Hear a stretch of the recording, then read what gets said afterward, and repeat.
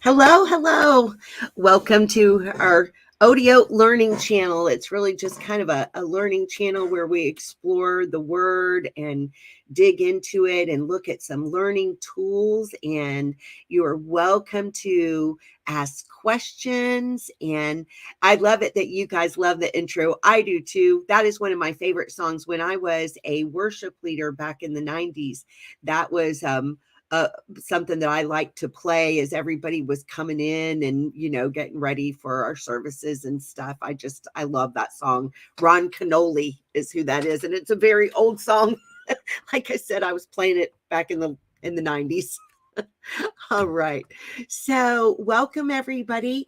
As I was explaining on Mercy Poured Forth this morning, one thing that I've been doing the last couple of days is reading out the book of Judges, which we'll be playing. And as I did, there were certain things in it that really hit me. And I thought, well, gosh, that's as good a place to dig into the word as any.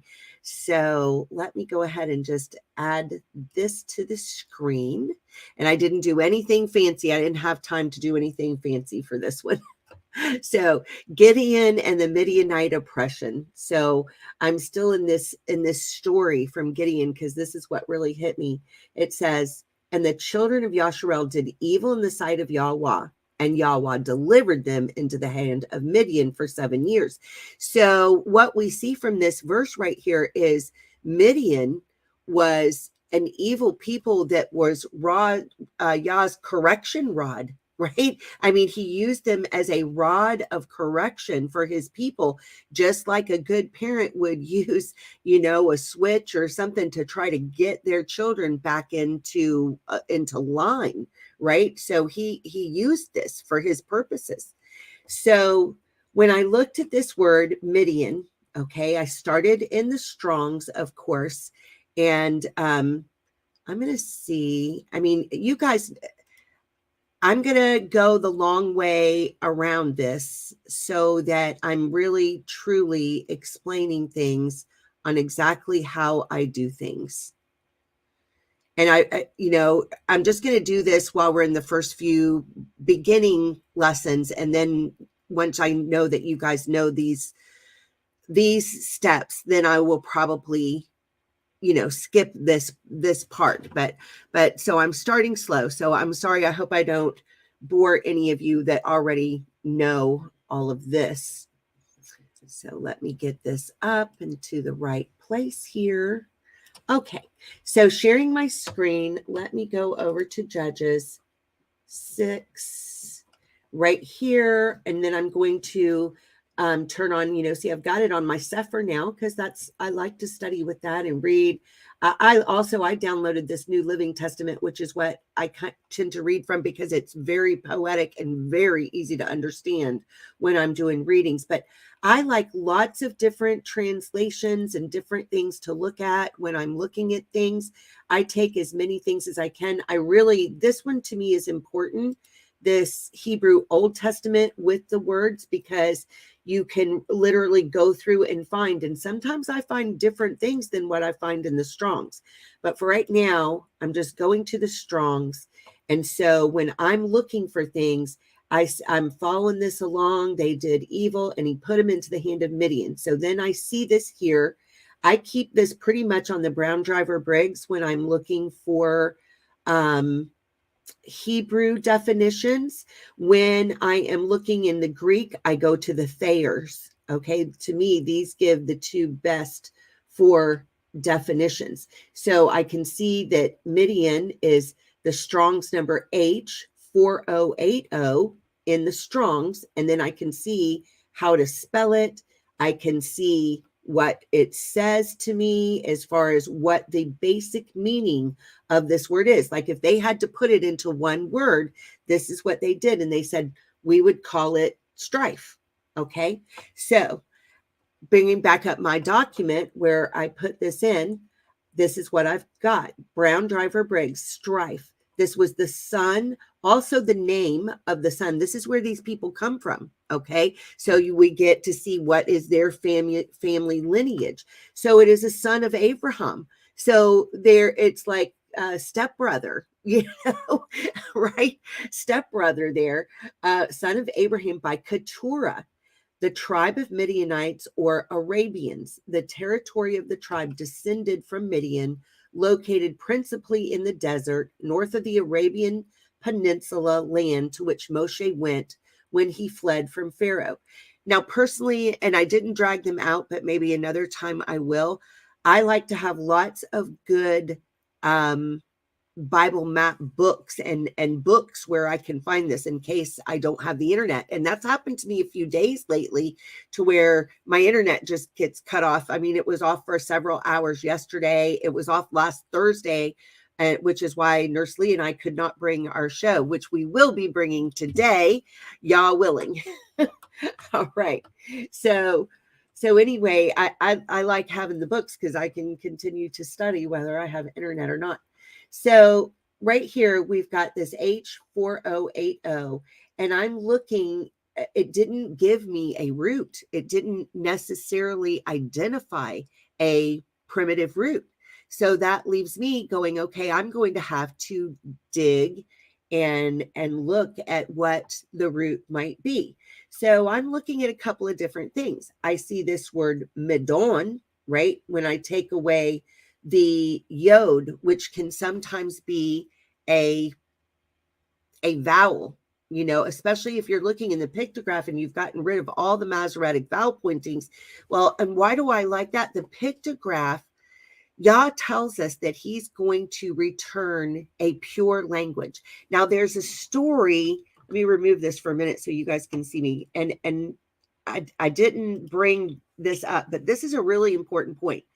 When Yah calls Moshe and says, I want you to go and be my spokesman to Pharaoh, he says to him, the first thing he says to him, there's two different accounts of this in the same, passage. And the first thing Moshe said to Yah is, why would you pick me? I am of uncircumcised lips. And when I studied that out, it meant, everybody goes in his second account, which I do believe that he had a stutter, which is when Aaron's appointed, but that's later in the conversation. The first thing that Moshe brings up is the fact that he has uncircumcised lips. Well, when you really dig into that and look at that, well, what does that mean? He's saying, listen, my speech, right? A speech starts here. It's what we think. It's what we know. It's what we've learned. He's saying to Yah, all I've ever been trained in is the ways of Mitzrayim. I don't know your ways. This is what he's saying to him. How would you have me do this? I was trained in the royal courts of Pharaoh. Those are the ways that I know. And Yah assures him, you know what? I can speak through you. and so there's a lesson in that, and we'll have to look at the exact passage. I had used this when I taught the Odiot over at Sephir Academy, and I had brought this out. And so I'm just kind of going by memory because I didn't bring that up in front of me. But basically, Yah said, don't you worry about that. I will circumcise your lips. Now, what that points to for me, it's a purity, right? It's a purity of knowing, of being able to differentiate the words of Yah from the words of the world, the words of Yah from the courts of Pharaoh. What's the difference between the world's ways and Yah's ways, right? I've set before you life and death. I would that you would choose life. He's always wanting us to choose life, to choose his ways, right? And it's always a choice.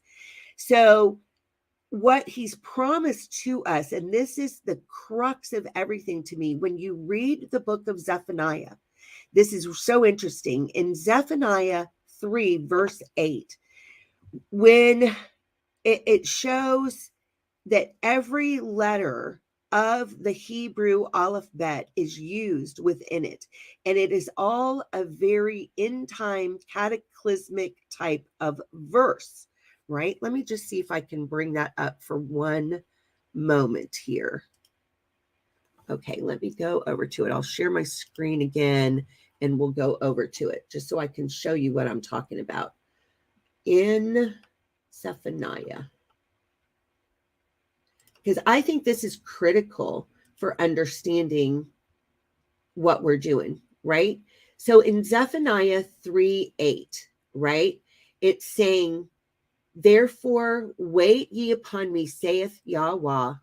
Let me put it in the Sefer so we can read it in context first, right? Therefore, wait you upon me, says Yahuah, until the day that I rise up for the prey, to the prey. For my determination is to gather the nations, that I may assemble the kingdoms, to pour upon them my indignation, even all my fierce anger. For all the earth shall be devoured with the fire of my jealousy. I mean, it couldn't be any more apocalyptic than that, right?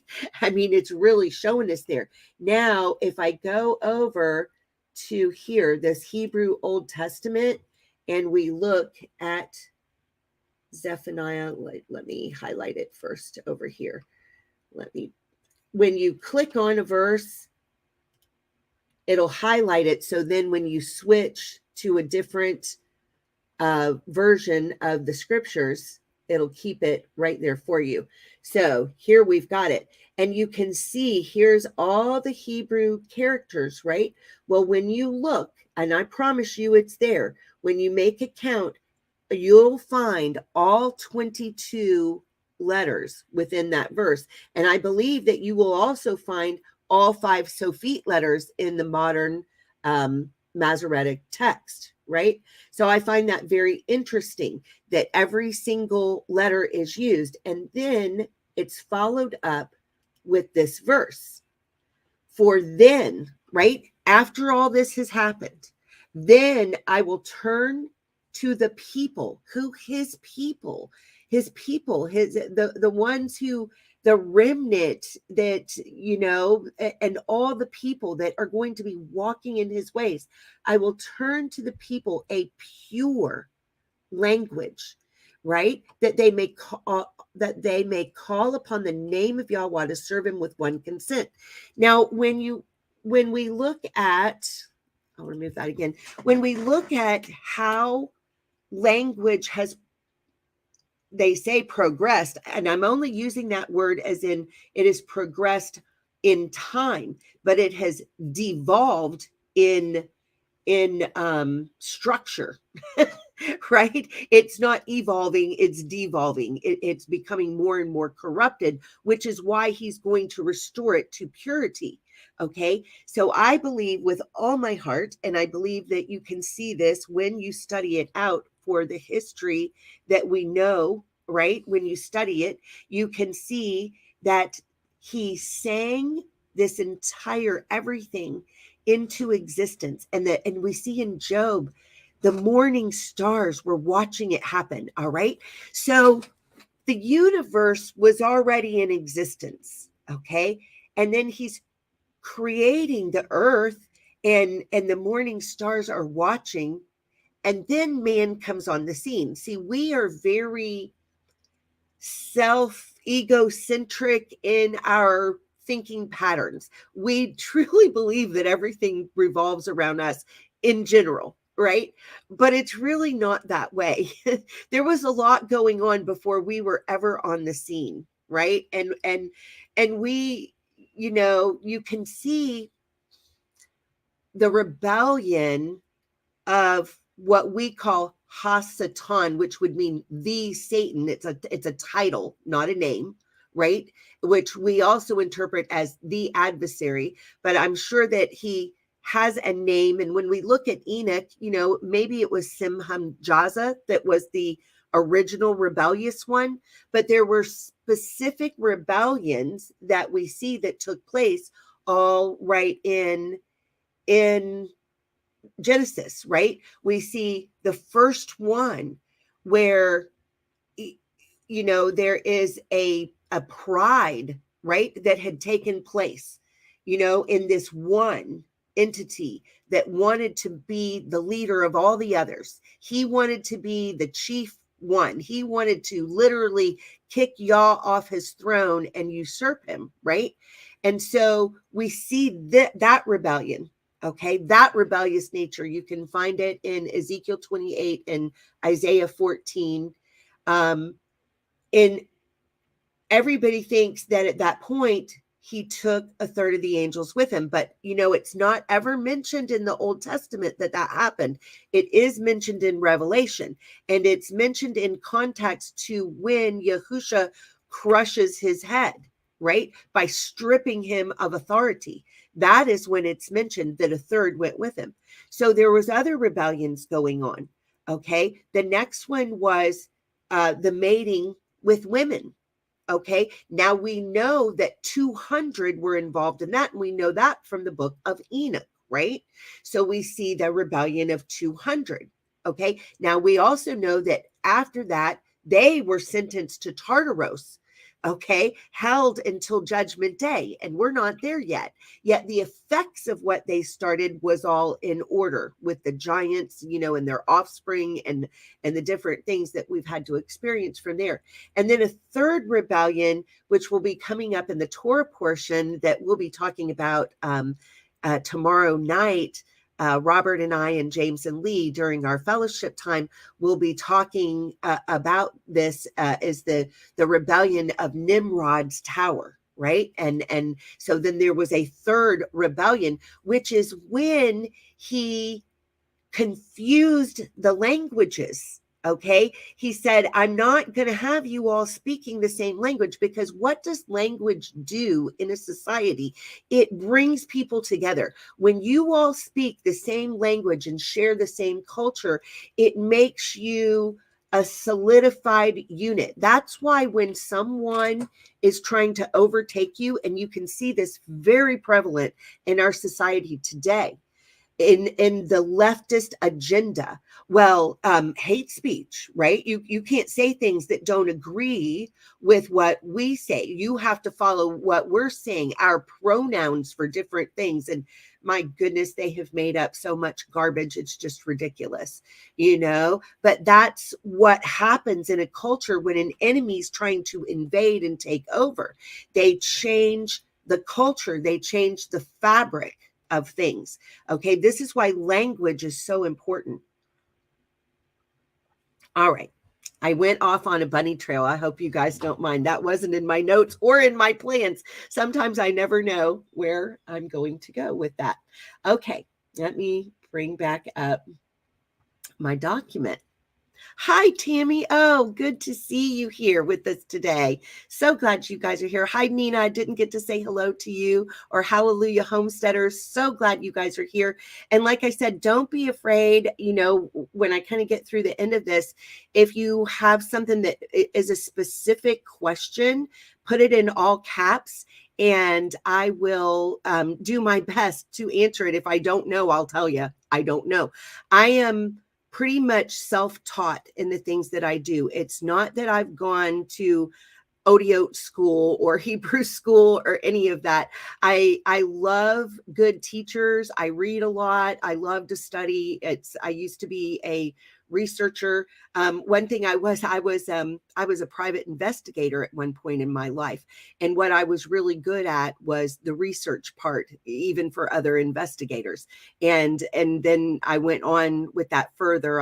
I went back to college after that point and became a paralegal because I really was a good researcher. And then all the jobs that I had after that, working in different corporations and things, they always had me in the position of researching for other things because that's just what I like to do and what I'm good at. So now that, I do this, I just apply it to scriptures. All right, so let's put this back up. So we're looking at this word Midian. Okay, and we looked at what it said in the Brown Driver Briggs, and then we're looking at different roots. Okay, so this could be a root. When I looked it up, this Mem Dalet Nun, this is a Nun Safit in the modern script, the Masoretic text. Okay, the block script. This was, and so I was starting to tell a story with this of how things evolved. The pictographs, from what I've been able to figure out, the pictographs were still in use until all the way through Solomon's kingdom. And then after the kingdom split into northern and southern, we begin to lose a lot, in the language. And when the northern kingdom is totally invaded, raided, and decimated and taken into captivity by Assyria. And they have been so rebellious that the curse that Yah, curses them with is that you're going to be so scattered into the nations that you're not even going to know who you are anymore, right? But there's coming a time point when he will tell us who we are and regather us back with the southern kingdom, which was Yehuda, Benjamin, and the half tribe of Manasseh and some Levites, right?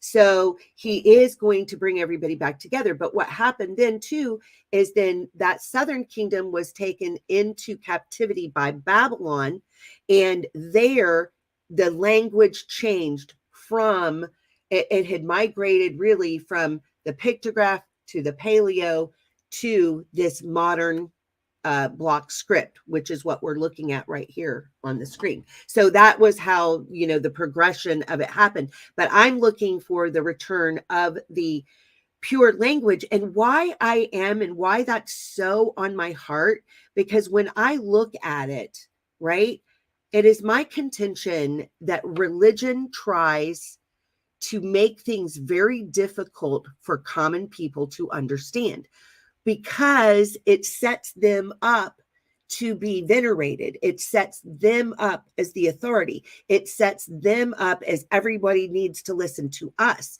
Yah, you couldn't possibly understand or hear what Yah is saying to you. That must be interpreted through us, which is why you must give all your money and gifts unto us. Now, I'm not saying there's not a reason for leadership and authority.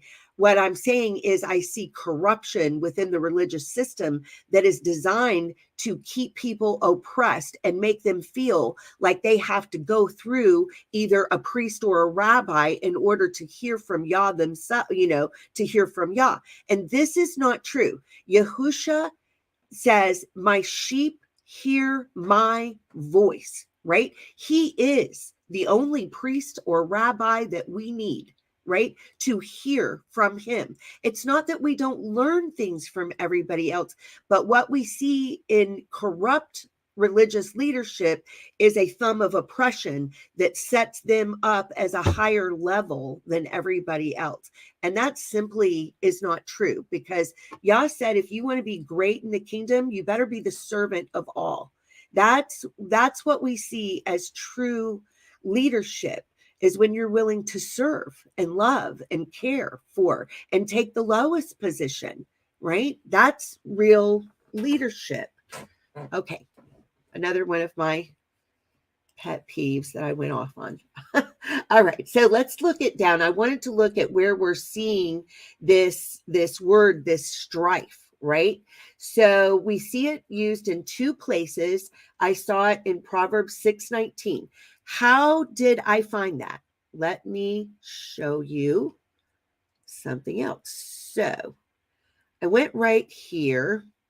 I have to look back at my document for a minute to find the number 4080, right? All right. So I showed you guys this last week, and it is invaluable to me. So we're just going to come right here, studylight.org. I'm going to put in 4080 and hit go, and it brings it up, right? So I see this here.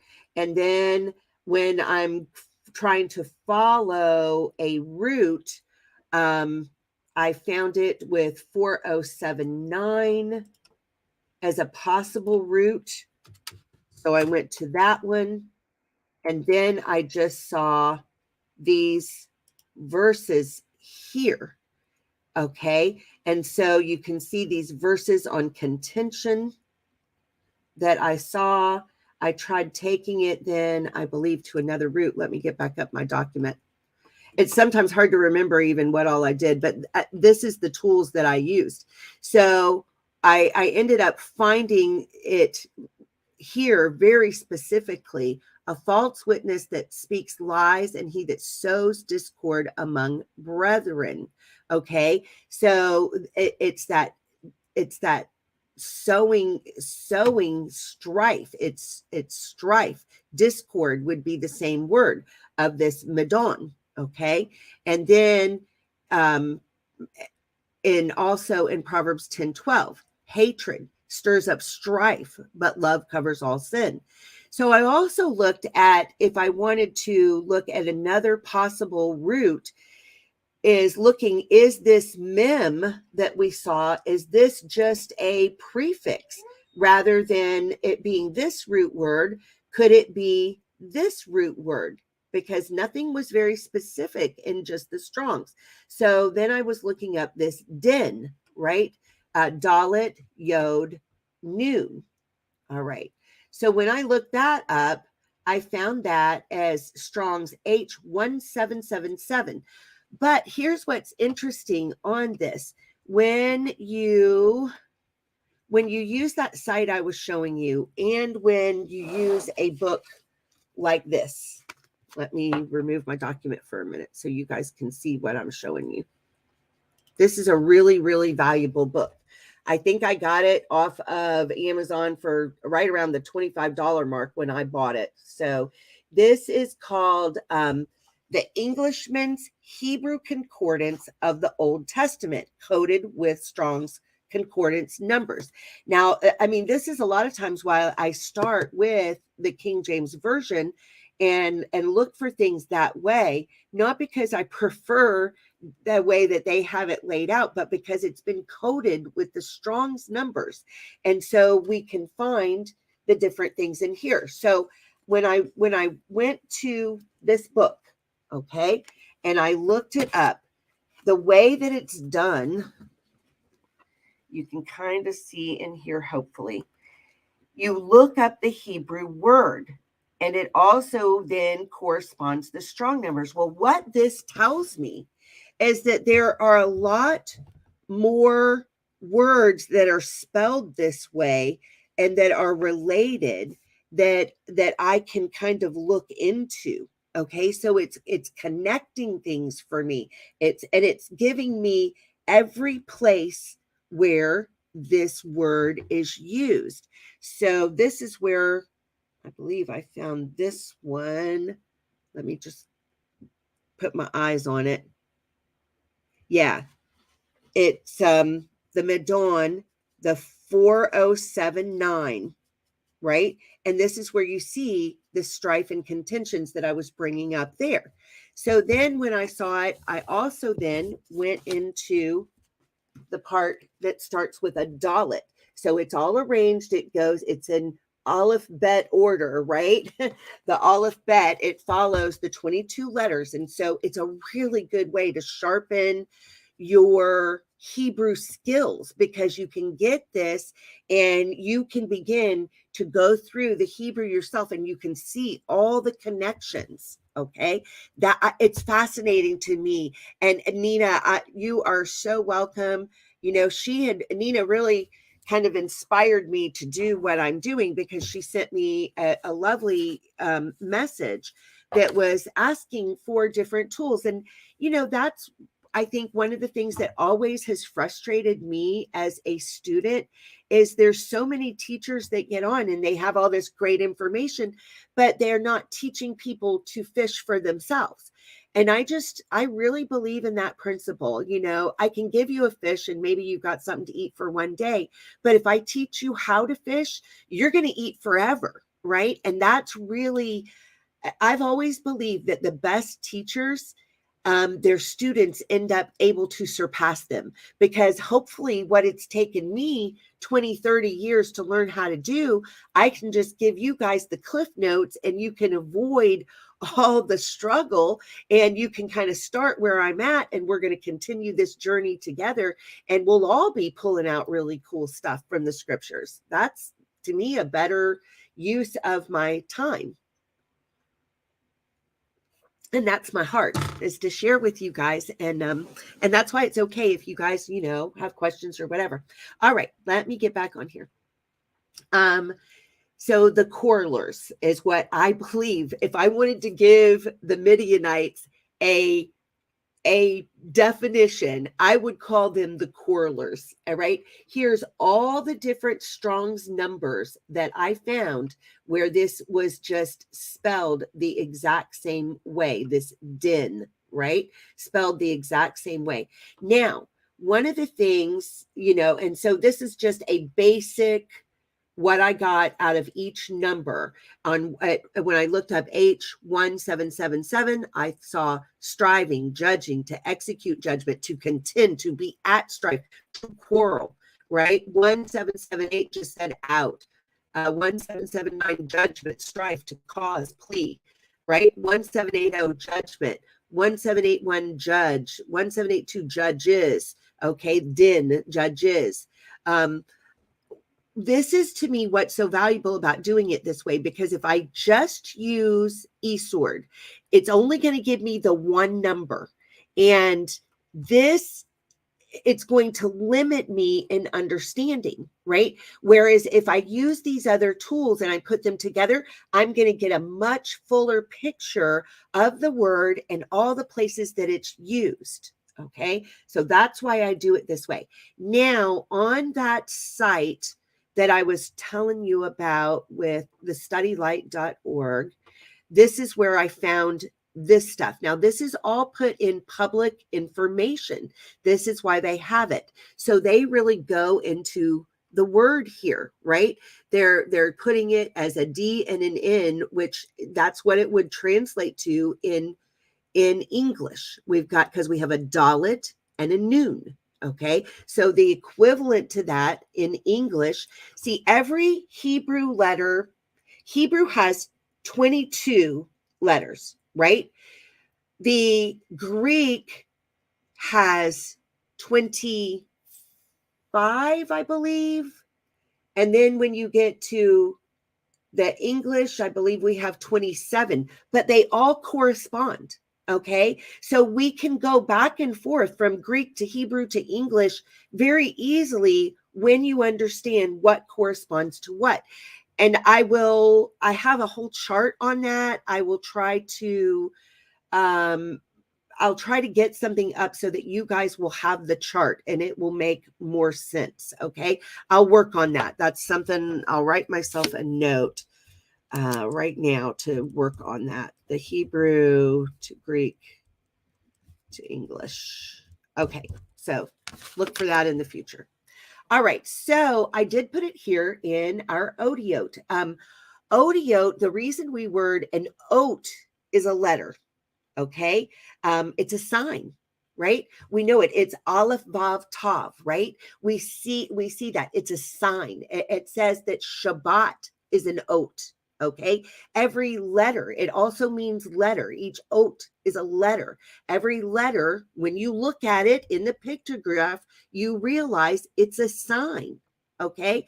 This dalet is a sign of a doorway, of an opening, of an entranceway, of going through something.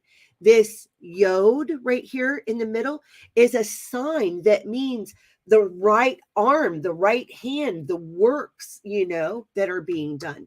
This noon right here in the pictograph, you can see it. It's a sign that says something is sprouting up out of the ground. It's life. It's generations. It's life going forward. It's progression, right? It's our genes that we pass on. It's all of that and so much more. All right. So I also saw this. This was in their definition because sometimes on that site, they will give odiote definition. So when I say it's an oat, and the Aleph, Vav, Tav, oat, the sign, a letter, when you put it together, plural, when I say the word odiote, what I mean is all the letters, okay? So that's the difference between an oat or an odiote, okay? We're talking about all the letters in a word. Okay, so when I looked at this at Coral in the pictograph, and this was on the Sunlight site, that studylight.org.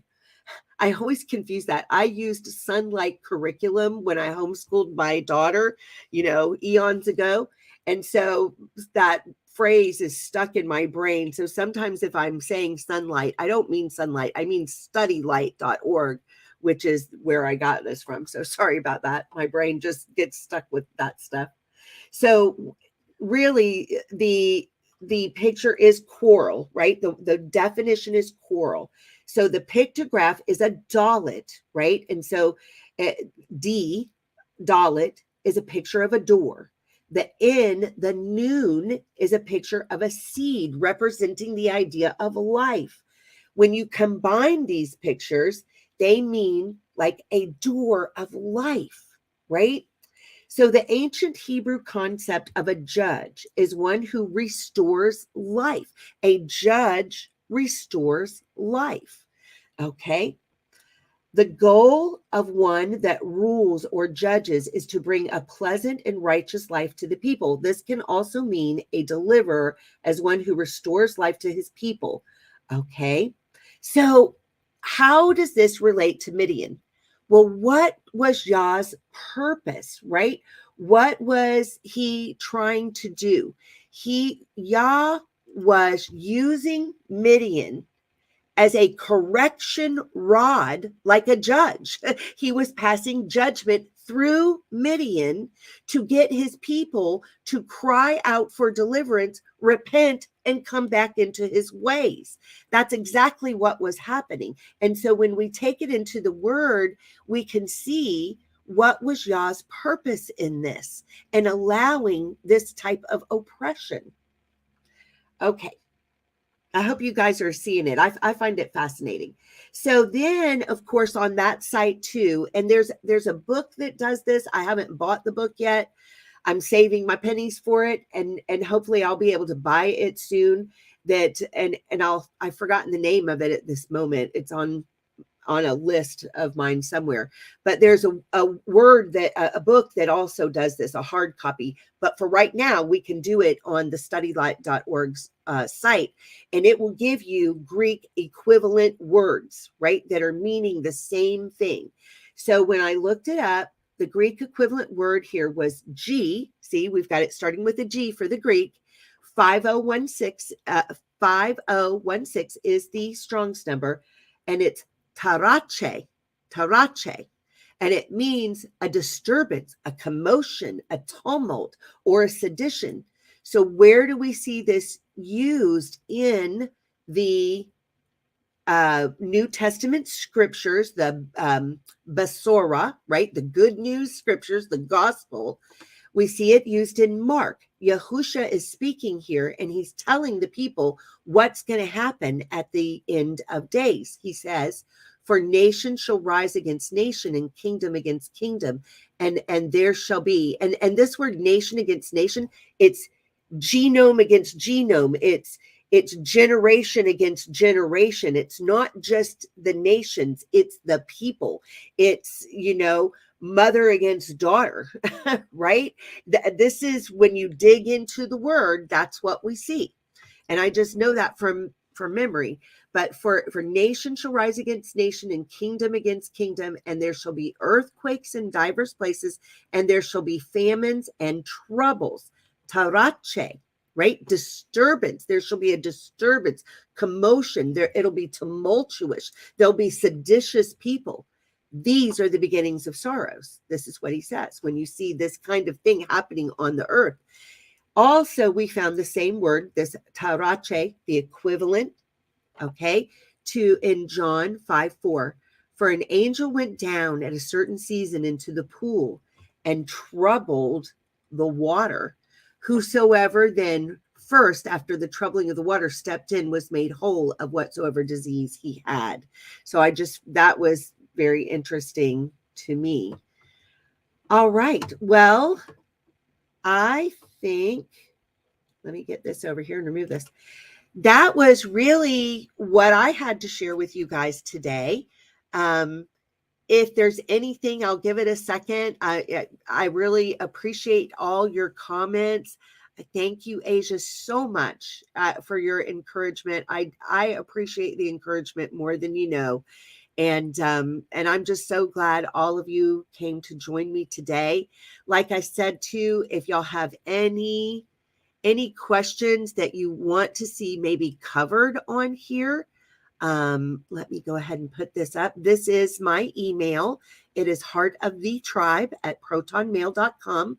And you are more than welcome to send me anything that maybe you would like to see covered. If I feel like I can do that, I certainly will. I'm completely open to suggestions, right?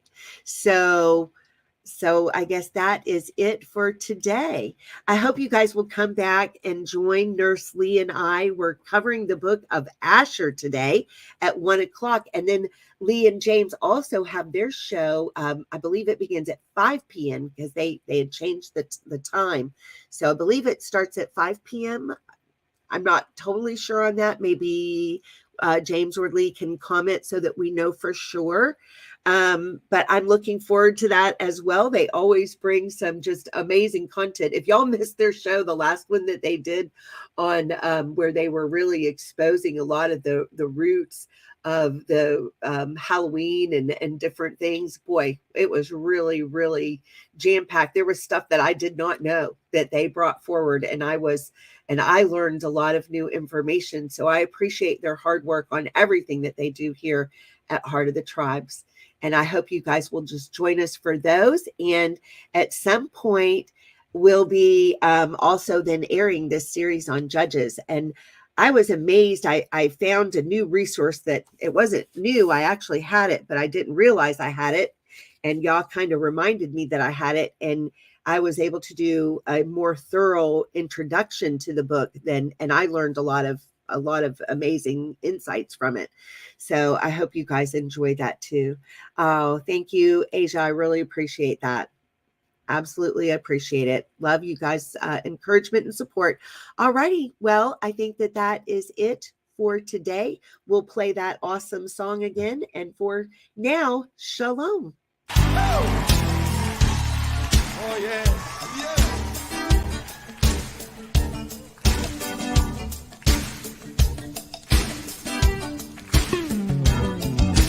Blessing and honor, glory and power be unto the Ancient of Days.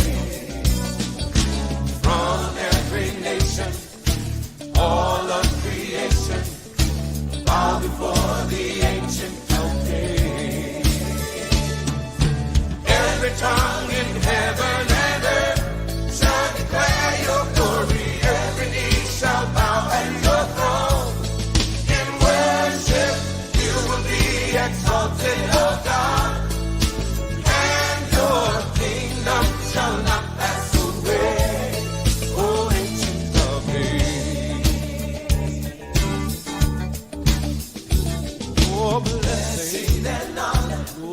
Our